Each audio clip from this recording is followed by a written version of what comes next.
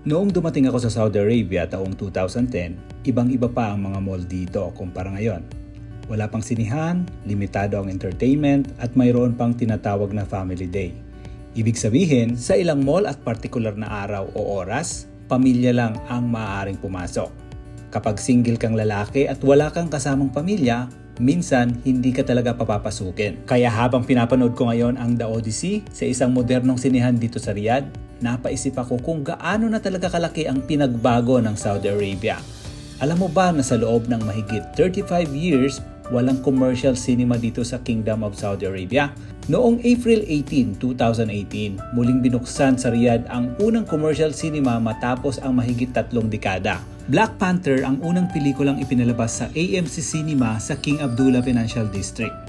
Bahagi ito ng Saudi Vision 2030 upang mapaunlad ang entertainment industry, lumikha ng trabaho at magkaroon ng mas maraming paglilibangan ang mga mamamayan at expatriates.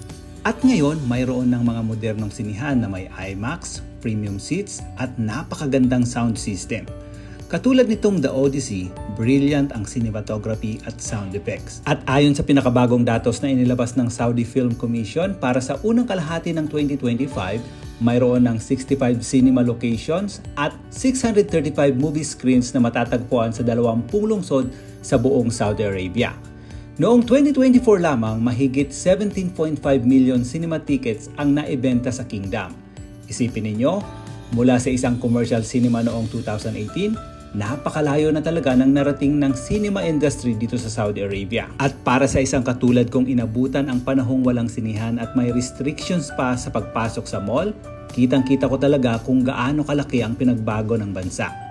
Kaway-kaway sa mga nakaabot sa panahong iyon. Ano ang unang pelikulang napanood ninyo sa sinihan dito sa Saudi? I-comment down below na yan. O paano mga tropa? Maraming salamat sa panonood at sa inyong suporta. Magkita-kita po tayong muli sa susunod na vlog.